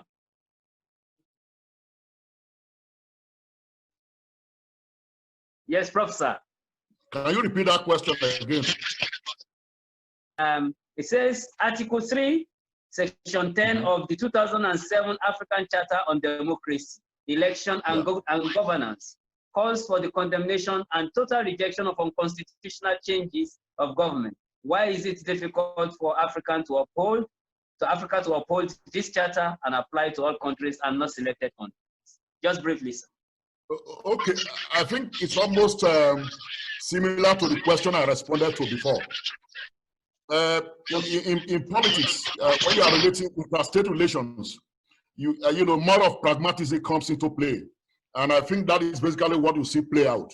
And the other point I made before is that some of the leaders in Africa today, many of them climb to power by virtue of coup d'etat, which were later or subsequently legitimized, you know, by means of elections. So that poses a moral burden. And so what we have seen played out is that pragmatism has taken the fall, you know, more than an application of strict, rules and regulations. Thank you very much, sir. Thank you, our panelists. We really appreciate your